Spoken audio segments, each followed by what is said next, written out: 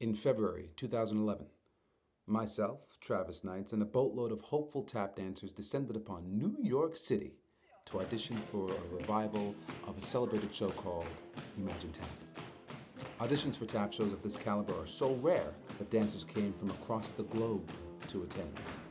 The event was captured in the documentary film ominously titled Tap or Die. The audition process for me, like most auditions, was a nightmare. But for producer Aaron Tolson, it was more like one of those sweet flying dreams. His journey from student to teacher is an incredible one, filled with heartache, passion, and persistence.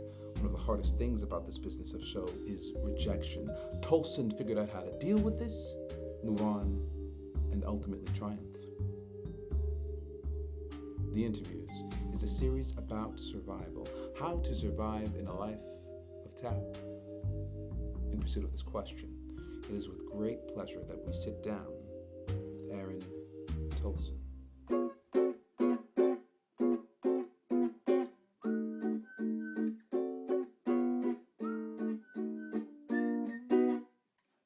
You know, it's funny. I don't look back a ton.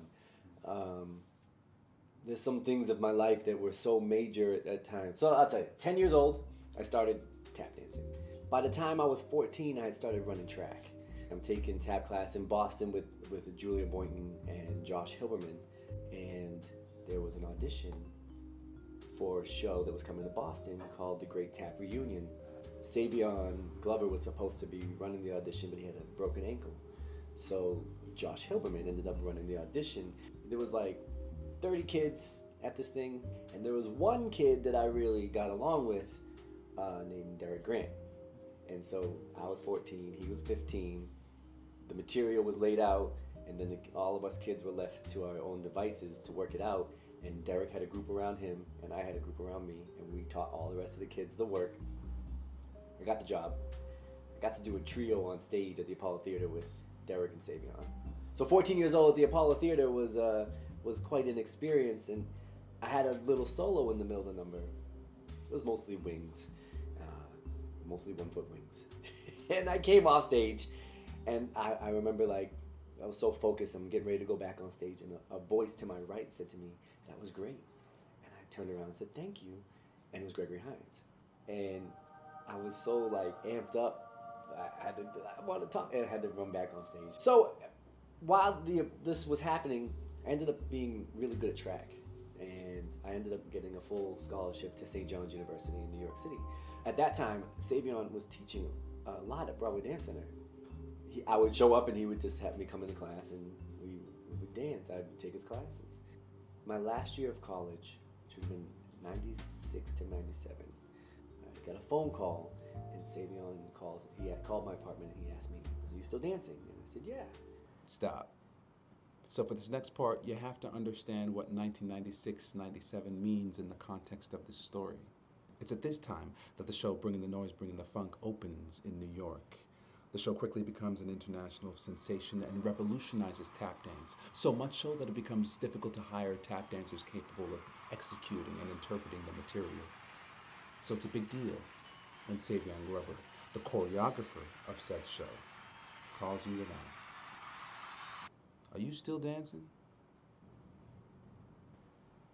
I get a phone call from 101 Productions, which was the production company for Bringing the Noise. And they asked me to come down to a studio on a Friday from like 3 to 6. Bring my tap shoes, but no information. So I go, and it was Savion and Derek, a piano player, Jay Sam, and me. So then the time came where one day I went, and Savion, he rolled in front of the theater in his Jeep, and he comes up, he rolls the window down. He's like, "Yo, Jay." So I was like, "What's up, man?" He was like, "Yo, I want you to come in and work out." I was like, "Okay." I didn't know what that meant. And this is how I met Jay. Jay was like 14 years old. We make friends right away because both of us are clueless to what we're doing there. And we start learning choreography. So the first thing we did was learn one routine from the show. We learned Taxi, which is, probably one of the easier routines in the show, but still not easy at all. Jay's a sponge. Because of my class training and because I'd been in some youth companies and all that, choreography for me was my strong point at that time. I couldn't improvise if it could save my life. I was terrible. But I could hit a routine. And I'm like a brick wall at this point. We go 3 hours and it was fun, and that was that. So we don't know. And there's Broadway rules where you can dance with people and work with them for a certain amount of time per week, as long as it's not really connected to the show. It can't be said as part of it. But I think they were really feeling us out to see if we could be in the show. And this went on for quite a while. Savion stopped showing up, and Derek started running most of it. Then my buddy Jay Sam calls me up and says, "Hey, I got a contract. Did you?"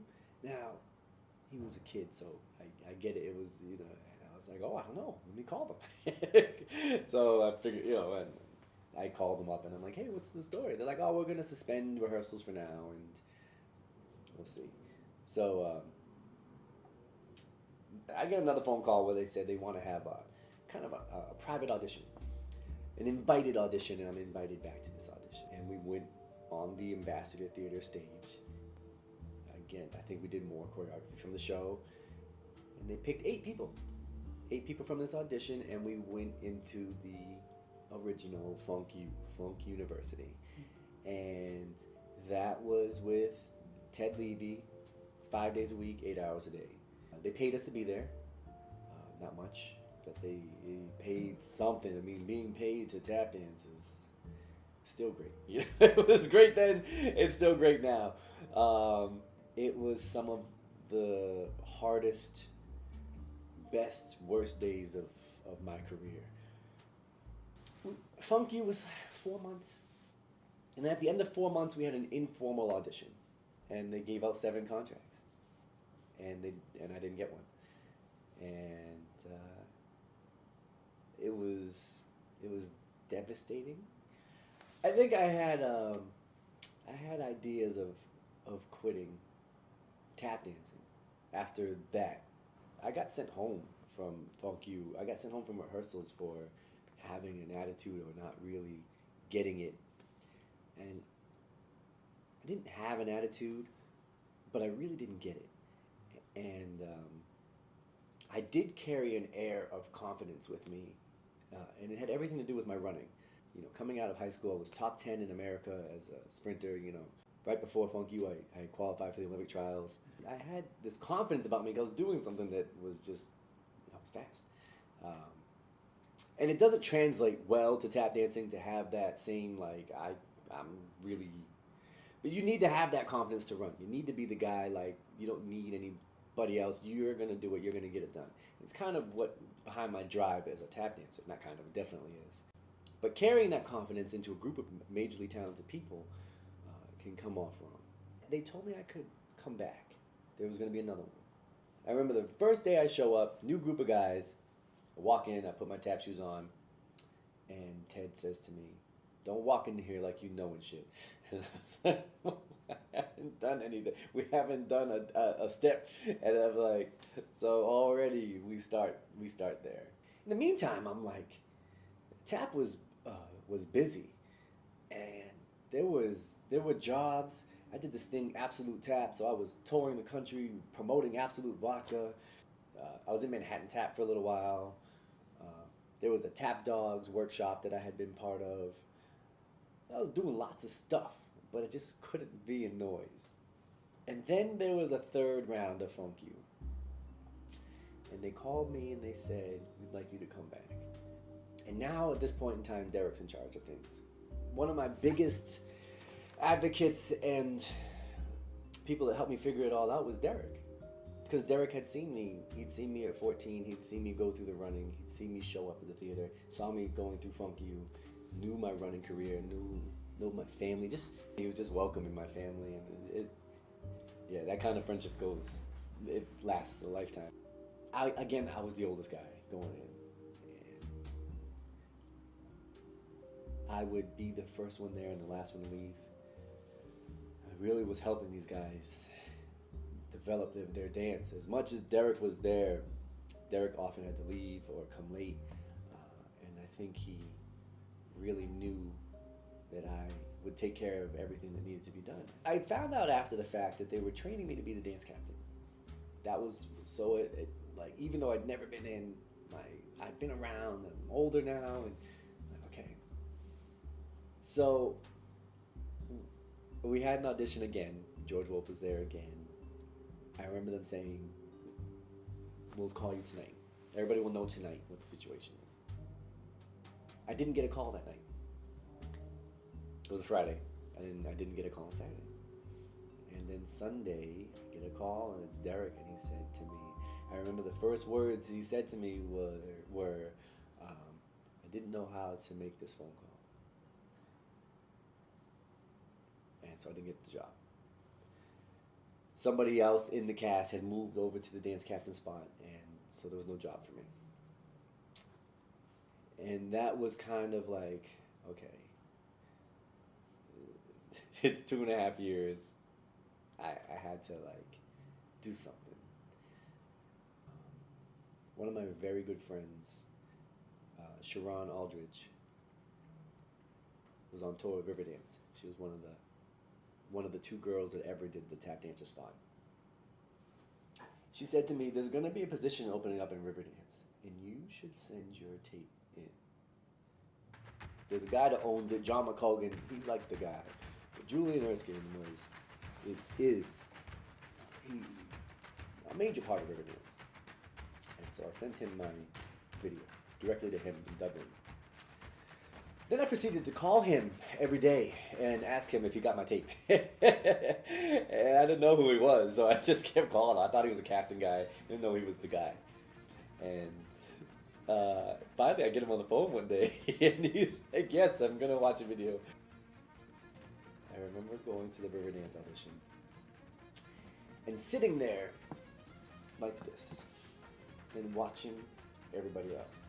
And the room was just full of energy, and people were crazy, and everybody wanted the job, and dancing on the concrete or on anything and showing off, and I was the guy in the corner. I'm not doing any of this. So they went down to 6 pretty quickly, and I was one of the 6. And I just was, I wanted the job, I just wanted something. We leave, and they called me the next day, and they asked me if I wanted the job. I said, yeah. They took 1 person from the audition. And they said, when can you start? I said, when do you want me to start? That's how my Riverdance career started. Somewhere along the line, I fell into a position of being able to hire tap dancers into the show. So I kept bringing in friends. I pulled Derek in for like 3 weeks. And that changed it was close to the end, but not quite the end for me. It's probably, I had a year left. And he came on the road, and I remember like, he's like, what do you do between shows? I was like, I take a nap. He's like, you take a nap? He's like, why are you taking a nap? I was like, I don't know, it's what I do. And then he's like, what time do you get to the theater? I was like, showtime. And he's like, well, what do you do in the first act? I said, I don't know, I get coffee and I read. And he was like, what? So Derek proceeded to kick my ass for 3 weeks on the road of making me dance the entire Act 1. There was no naps in the day. There was always as much tap dancing that could happen. It was the beginning of me saying, this job is great. I held it for so long, 6 years, because I really needed to have something. But there was much, much more out there. One day I was in South Bend, Indiana. And I'd been there a few times, so of course I knew the people in the city. And this guy that owned the coffee shop across the street said, hey, the woman that funded me has a daughter that tap dances, and I think she'll want to meet you. And sure enough, I met her, and this woman started bringing her daughter to me in different cities. And she would rent out the hotel ballroom that I was staying at for me to teach her daughter private lessons. She was very serious about her daughter being good, but she was also very, very rich. And I said to her, I have an amazing idea. I've been working with my buddy. He has this great idea we've been working on together. We should all meet. She said, sounds like a good idea. We meet. She says, she'll fund a show. So I put in my resignation to Riverdance. At the end of 2005, I did the last tour. January, I go into the studio with Derek and Zane, and we create Imagine Tap. I watched Derek do choreography, and I watched Zane match music to the choreography. Derek and I talked concepts and ideas. I didn't know what the hell I was doing. I was just following his lead, and he had this grand vision that happened. Yeah, I'm supposed to tap dance, and I'm gonna keep tap dancing. It's just, I'm the national spokesperson for Brazil Dance. So how the hell did that happen? I had this conversation. A lot of these conversations I tell you about. I tell you, Derek and I have spoken a lot in being friends for 25, 26 years. We've talked a lot, and one thing that we both share is that we don't have to be starving artists. There's more. And tap dancers are typically some of the most intelligent people around. And they all have invested interest in things. Film. Some people are singers. Some people write all the time. People have got tap companies because they can manage. You've got managerial abilities and are able to light shows. Like I've had 2 tap companies. I have my second one now. I light shows. I work the sound with the guys. I paid attention when I was on tour with Riverdance. And I used to go into the lighting booth and ask questions. How do you do this? What's that? How's that? Why is that blue? I just feel like the more that I can do, the more there is to be done. We do shows, but there's television and there's movies, and tap has been part of all of it. So if we can be part of all of it, we can put tap into everything.